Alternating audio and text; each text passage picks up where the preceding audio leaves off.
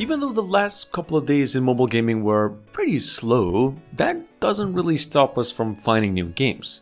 So if you've already picked up on the previous clips on the channel, there's almost 20 new games released just now, some really massive, others just decent casual games you can pick up for free right now.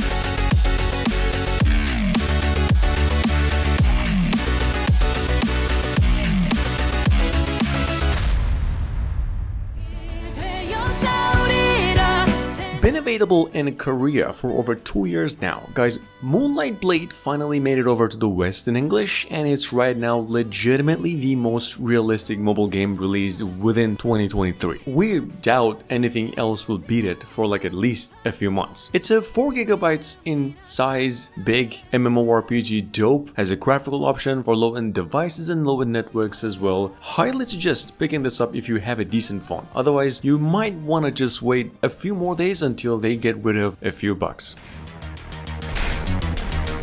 A couple days back, Hoyoverse, the Genshin Impact developers, came up with the word on a new beta you will actually have hands on right now for their long-awaited Zainless Zone Zero. It's just a quick mission over here. The trailer is pretty dope, but it's a big game. It's a 7 gigabytes in total action RPG that you have to fill an application before giving it a shot on its official website. Anyway, Triple Z here is not an open world game, but rather a story-heavy adventure RPG, kind of like Blue Archive, but set in an almost cyberpunk world, and has been already in development for over 3 years.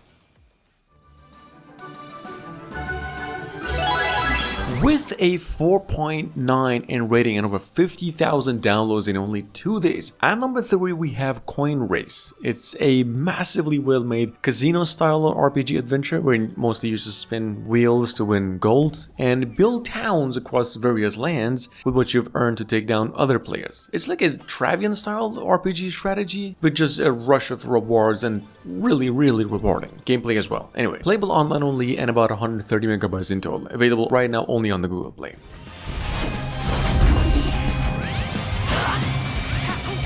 Capcom just released a demo on their $20 premium Mega Man X. For those of you who want to know how this thing works before jumping in to buy the whole thing, this is the same team who previously came up with the Street Fighter 4 mobile. These guys are no joke when it comes to quality, and I haven't played the premium version because of the hefty price, of course, but the demo here is definitely a AAA in quality. Works with controller offline and is about 1 gigabyte in total.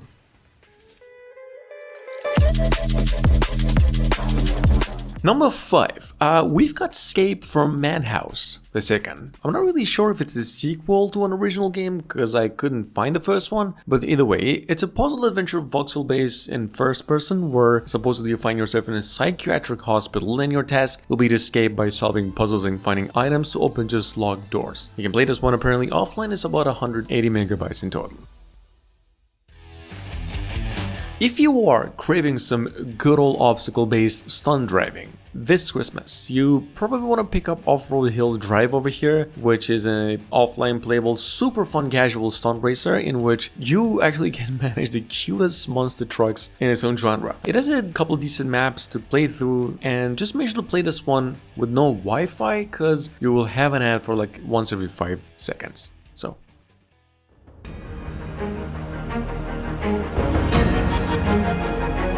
coming up at number 7, we have Real Flight Sim. Flight Sim. Legitimately. Even though I've never mentioned the game before, the single biggest flight simulation game of all time on mobiles. Hell, it's a paid flight sim game and already purchased over 5 million times. What paid games purchase that amount, you figure? Anyway, it's not a buggy game at all, even though some people say it is. I've already tried this one on 6 different devices, and if I'd say something really bad about it is that the game is not entirely free on the in-game contents. It's realistic, however, it's as realistic as Microsoft Flight Sim, 600 megabytes in total. Awarded as the number 5 most selling musical app on the Play Store, which happens to be a video game over here. If you missed out on its original release, at number 8 we have here Rotano. It's a reaction and rhythm-based action musical that actually uses your phone's gyroscope like a steering wheel. You cannot, however, play this one for free. It's a $3 mobile exclusive, packed with songs, purchasable items, and pretty challenging as well. Reconnaissance radars activated. Now, Star Sky, on the other hand, was previously released through a demo a month ago. Earlier this week, the game was released fully for free and is playable offline now. The game is an open world adventure, plays in third person, and is a similar experience to Starfield. Not that it has anything remotely resemble in visuals, per se. It's a science fiction based RPG shooter, it takes down like 700 megabytes of storage.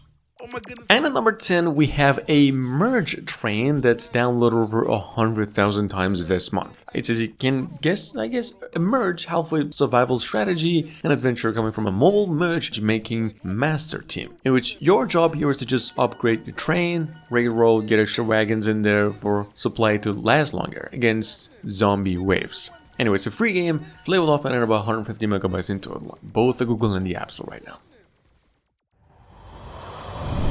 And just a quick mention over here, this is not in-game footage. Mythic Sam Gok is actually ranked as the #1 RPG of the month on a couple websites and the second on the App Store as of yesterday. This is an action RPG, two-dimensional, kind of like the Ragnarok Online. You can play this one only online. It's a strategy RPG and about a 750 megabytes in total. Hell, the game was released literally yesterday and it's already downloaded over 50,000 times and a rating of 4.8. Not enough? Here's a few good honorable mentions we got our hands on just the same.